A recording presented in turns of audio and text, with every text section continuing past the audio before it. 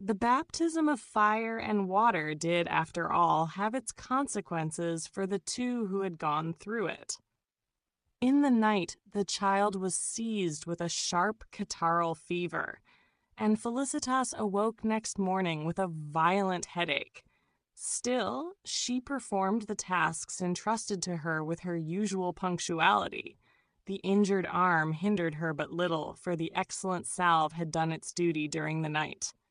Toward afternoon, the professor returned home.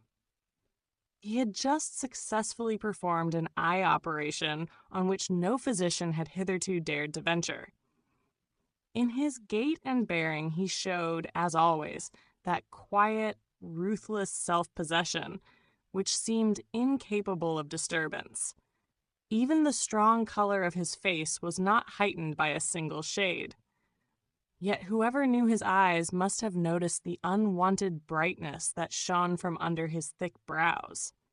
Those cold, steel-gray eyes, which seemed made only to pierce and coolly probe into the inner life of others, had moments in which they radiated a warmth and satisfaction of their own.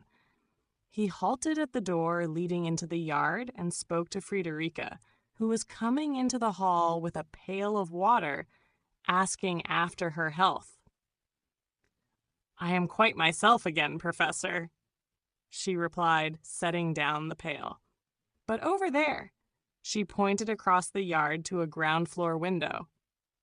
"Caroline has got something out of that fire business yesterday. I hardly closed an eye all night. She chattered on in her sleep the whole time, and today she goes about with her head as red as scarlet, and—" "You should have told me earlier, Friederike," the professor interrupted sternly. "I told Madame too, but she said it would soon pass. There's never been a doctor fetched for her in her life, and she's pulled through all the same. Bad weeds don't perish, Herr Professor." "It's no use at all trying to be good to her," she added in excuse, seeing his face darken visibly. "She was stubborn from her cradle and always carried on apart, like a king's child. Dear Lord, such a player's girl. Sometimes when I'd baked or roasted something nice for Madame, I'd put a bit aside for her too. Dear Lord, one has a heart after all. But do you think she would touch it? God forbid. Every time I had to take it away again. You see, Herr Professor, she was like that even as a child. She has never really eaten her fill since the blessed gentleman died. That's pure obstinacy and sinful pride, nothing else. She will have nothing given her, not a thing. I heard it with my own ears when she told Heinrich that once she had this horrible house behind her, she would work till the blood came under her nails and send every penny she earned to Madame, until every mouthful of bread she had eaten here was paid for. The old cook did not perceive that, while she eased her heart, the blood was rising higher and higher in her listener's face. She had scarcely finished her last sentence when he, without another word, crossed the yard straight to the window she had indicated. It was a large arched window with a stone frame, reaching very low to the floor, and belonging to the little room in which Friederike and Felicitas slept. The open casements showed bare, lime-washed walls and poor, wretched furniture. It was that narrow, hateful room in which 4-year-old Felicitas had once endured her first pangs of longing. Now she sat there at the window, the outcast, obstinate creature who would not eat her fill of another's bread, who meant to work until the blood came under her nails that she might proudly shake off every obligation. A pride that had maintained itself with truly manly inflexibility in the midst of deepest humiliation. An energetic soul full of inexhaustible strength. And all that in this young creature who now nestled there so childishly and sweetly, apparently asleep. Her head, supported on her bent arm, rested on the sill. The satin-white skin of her face and the shining wealth of her hair stood out sharply against the weather-worn gray stone. Her pure profile, with its softly closed lips and mournfully drooping mouth, looked innocent and full of pain. The dark lashes lay deep upon the pale cheek and veiled the eyes that so often flashed with anger and bitterness. The professor had approached noiselessly. He gazed at her for a moment without stirring, then bent down toward her. "Felicitas!" came softly, almost compassionately, from his lips. She started and stared incredulously into the eyes that looked down on her. Her name, spoken by him, had struck her like an electric shock. But the figure which a moment before had curled itself up with the supple ease of a child now stood erect, every muscle tense, as though listening for and prepared to ward off a hostile attack. The professor ignored this transformation entirely. "I hear from Friederike that you are unwell," he said in his usual quietly friendly tone as physician. "I feel well again," she answered constrainedly. "Undisturbed rest always restores me quickly." Your appearance, however." He did not finish the sentence, but without more ado, stretched his arm through the window and tried to take her wrist. She withdrew a few steps farther into the room. "Be reasonable, Felicitas," he admonished, still seriously kind. But his brows knit gloomily when the girl remained motionless, her arms folded almost convulsively about her waist. Even through his thick beard one could see how tightly he compressed his lips in anger. "Well, then, I shall speak to you not as physician, but as guardian," he said in a hard tone, "and as such I command you to come here at once." She did not look up. Indeed, her lashes sank still lower upon her cheeks, now burning scarlet, and her breast heaved with heavy inward struggle. But she came slowly toward him and, silently, turning her face away, held out her hand, which he took gently into his own.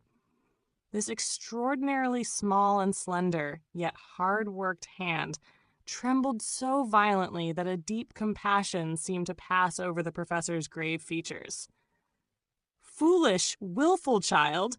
You have once more forced me to use all my severity with you," he said with gentle gravity. "And I had wished that we might part without further hostilities. Have you truly no other look for me and my mother than one of implacable hatred?" "One cannot wish to reap otherwise than one has sown," she replied in a half-stifled voice.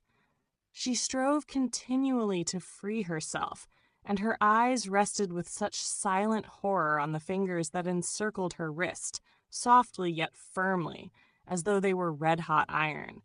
He dropped her hand abruptly. Mildness and pity vanished from his features. With the point of his stick, he thrust irritably at some innocent blades of grass growing between the joints of the paving stones. Felicitas drew breath. So he should be. Harsh, hard. That compassionate tone was unbearable to her.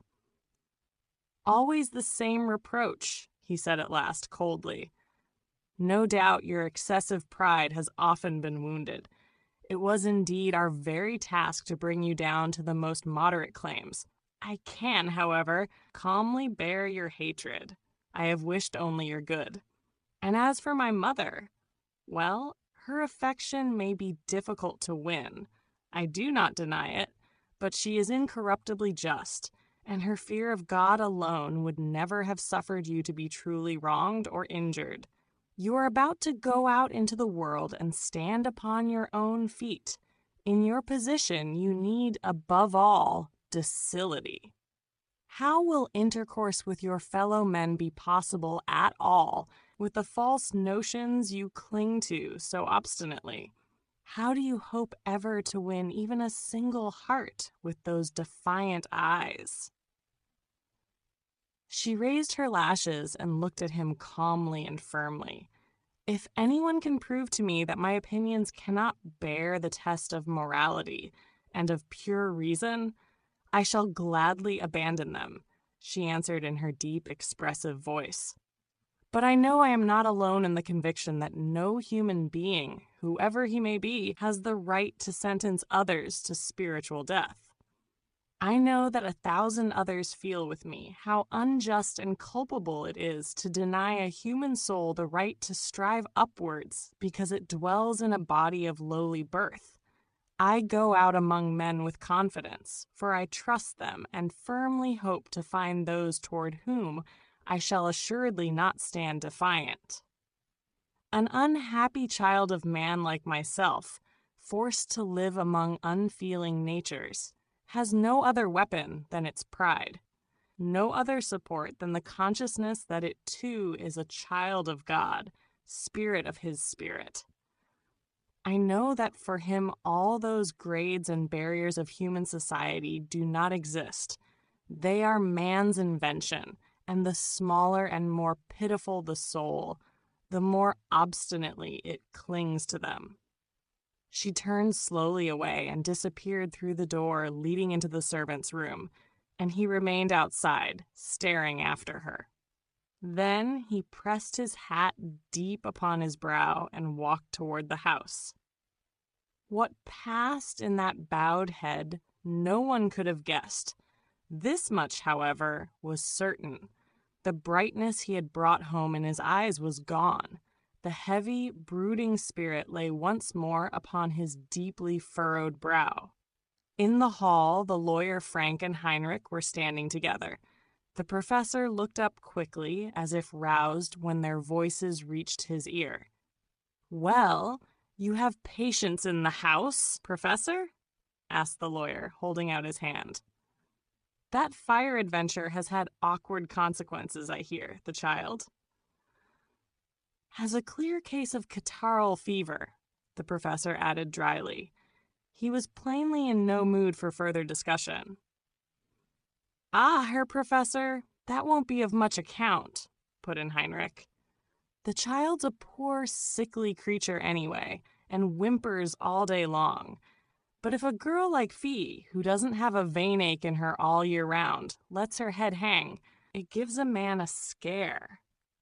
"Well, I have not observed much head hanging," said the professor, his voice strikingly sharp. One could see the corners of his mouth twitch ironically beneath his beard.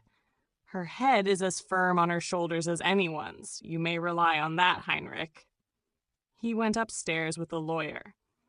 On the topmost steps, they met little Anna coming down. She was barefoot and in her nightgown. Fever spots burned upon her swollen little face, and her eyes were puffed from crying. "Mamma gone! Rosa gone! Annie wants drink water!" she cried toward the professor. He lifted her in alarm and carried her back into the bedroom. No one was to be seen. Angrily, he called the maid. A distant door opened, and Rosa came running, flushed, a smoothing iron in her hand. In the room behind her, a huge white cloud of muslin swelled upon the ironing board. "Where have you been? How can you leave the child alone?" he burst out. "Ach, Herr Professor, I can't cut myself in two," the girl defended herself, almost in tears of vexation. "The gracious lady must have a freshly washed dress for tomorrow morning. This washing and ironing never comes to an end.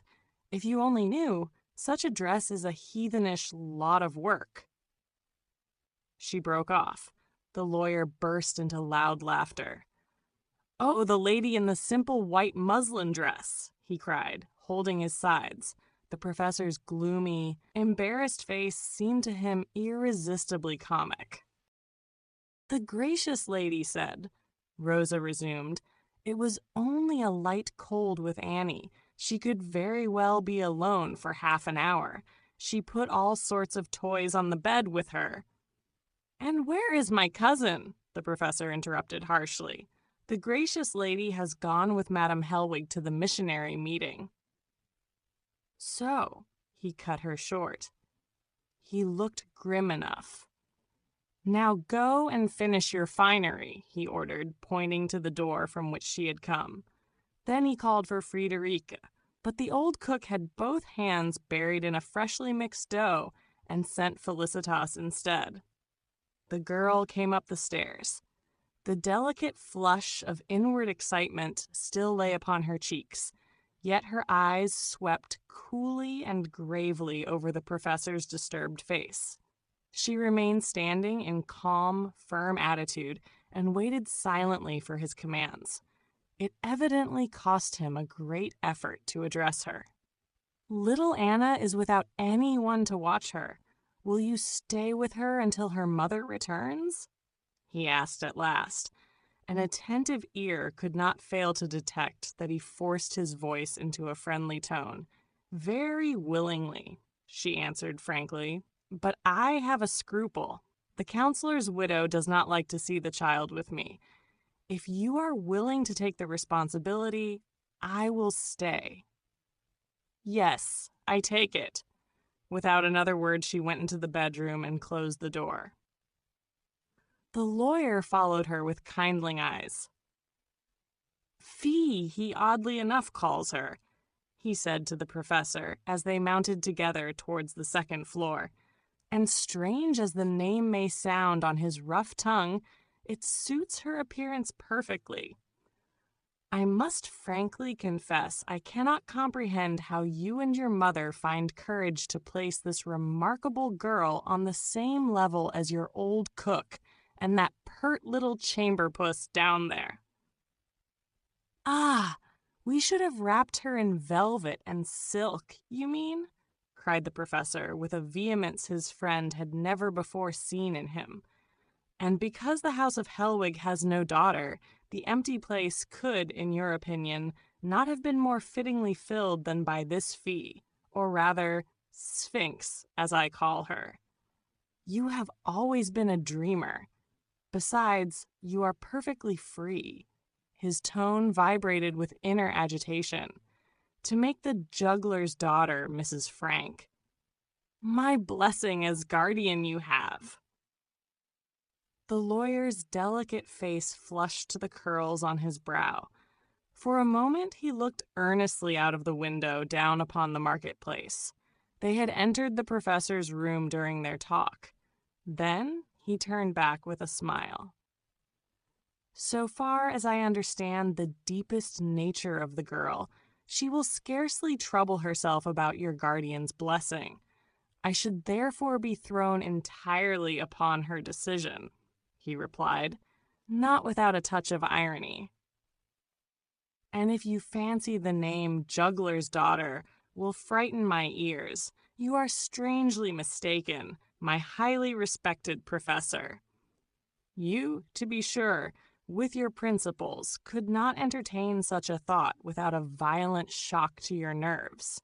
A child of the stage, with a warm, quick heartbeat, and the cool blood of honorable merchants and men of business running so measuredly in your veins, that indeed would never do. Yonder gentlemen would all have to turn in their graves?" He pointed through the open door into the adjoining great oriel room. Along the long wall hung a row of excellently painted male portraits, stately, portly figures with sparkling diamonds on their fingers and on the narrow plaited strip of shirt front. They were various burgomasters and commercial councilors who in their day had borne the name of Hellwig. The professor stepped into the room. The prick of his friend's irony seemed to glance off him. Folding his arms across his breast, he paced several times up and down beneath the portraits. "They stood irreproachable in life," he said at last, halting. "Whether each one of them maintained this flawless outward dignity and bearing without inner struggles and temptations, I do not believe it. Human nature has many stubborn fibers. It resists most obstinately just where it must obey. All these sacrifices were stones for a solid building, and that building is the house of Hellwig. Were they all to be demanded and brought that a grandson might come and kick it to pieces like a house of cards? God forbid. It almost seemed as though by these words he had solved an inner conflict, for the unusual irritation which Frank had, with some surprise, observed in him disappeared when he returned to his own room. Felicitas had perhaps sat half an hour at the child's bedside when the counselor's widow came home. Her face darkened at once at the sight of the girl. "How do you come to be here, Caroline?" she asked sharply, throwing her parasol upon the sofa and hastily pulling off her fine Danish gloves. "I certainly did not ask you to render me this service." "But I did," said the professor in a hard voice, suddenly standing on the threshold behind her. "Your child needed watching.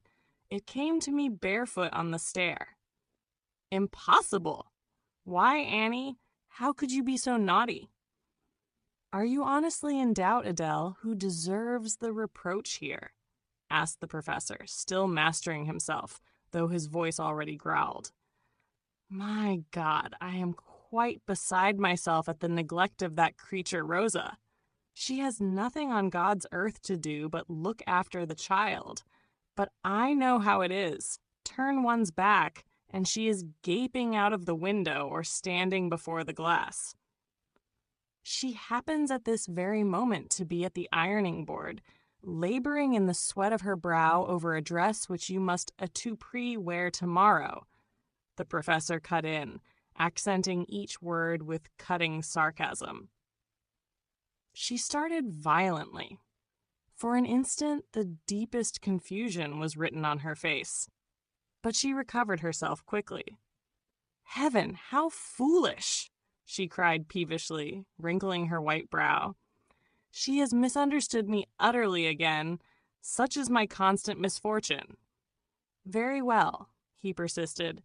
"Let us admit this misunderstanding.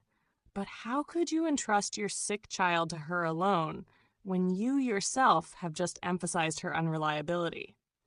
"Johannes, a sacred duty called me," answered the young widow with emphasis, turning upon him her beautiful eyes in rapt devotion.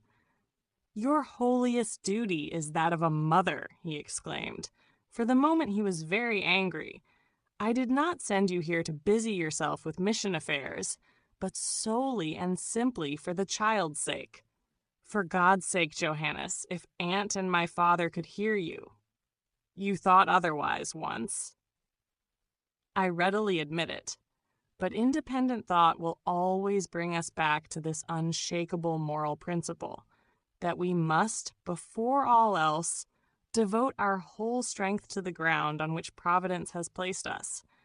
And if you should one day be able to count 100 children's souls rescued from heathendom, they will not justify by one jot the reproach that you let your own perish for their sake." The counselor's widow's face glowed like a peony. She struggled for self-control and her wonted gentleness, and she succeeded. "Do not be so severe with me, Johannes," she begged. "Remember that I am but a weak woman, though I always mean only what is best. If I have erred, it was chiefly out of love for your good mother, who desired my company, but it shall not happen again, indeed." She spoke in the softest notes of her flute-like voice and held out her hand with a charming smile. Oddly enough, the grave man blushed like a young girl. Perhaps unconsciously, his timid glance shot swiftly towards the one who sat at the child's bed with drooping lids. He took the hand hesitatingly between two fingers and let it fall at once. The two dove-like eyes that had rested on his face in pleading steadfastness suddenly flashed, and her face turned pale. Yet the gentle expression was resolutely maintained. The young woman took her child's head between her hands and pressed a kiss on the little feverish brow. "I can now resume Annie's care myself, and thank you sincerely, dear Caroline, for having taken my place," she said kindly to Felicitas. The girl rose quickly, but the little one burst into bitter weeping and clung with both hands to her arm. The professor felt the child's pulse. "She has a high fever. I must by no means allow her to be more excited," he said with cold friendliness to Felicitas. "You will surely make the sacrifice of staying until she has fallen asleep?" Silently, she resumed her seat, and he went away. At the same moment, the counselor's widow hastened into her sitting room and closed the door behind her, rather sharply. Felicitas heard her pacing quickly up and down within. Suddenly there came a sharp sound, as of some fabric being torn, through the door. Annie started up, listening, and began to tremble. The sound was repeated, quicker and quicker. "Mamma, Annie will be good? Won't do it again? Oh, Mamma, don't smack Annie!" cried the child beside herself. At that moment, Rosa came into the room. The girl's fresh face was pale and frightened. "She's at it again. I heard it on the landing," she muttered with unspeakable scorn in the direction of Felicitas. "Hush, little heart," she whispered soothingly to the child. "Mamma won't hurt you. She isn't coming out and will soon be good again." A door slammed in the other room. The counselor's widow had gone out. Rosa went into the sitting room and presently returned with a bundle of white strips in her hand. They were the remains of what had once been a fine cambric handkerchief. "When she flies into a rage, she doesn't know herself," the girl grumbled in a whisper. "She tears whatever she has in her hands and strikes out too, without mercy, that the poor little mite knows very well." Felicitas pressed the child to her bosom, as though she must shield it from the passionate outbursts of the mother's temper. Her fears, however, were needless. The counselor's widow's voice suddenly sounded, pure and bell-like, from the landing. She was chatting gaily with the lawyer as he came down the stairs. And when she presently re-entered the bedroom, her appearance was lovelier and more attractive than ever. The flush of anger still lay upon her softly rounded cheeks, like a delicately breathed-on carmine, and who, seeing the whole sweet expression of her face, would have taken the unusual brightness of her eyes for anything but the heightened play of a beautiful woman's soul.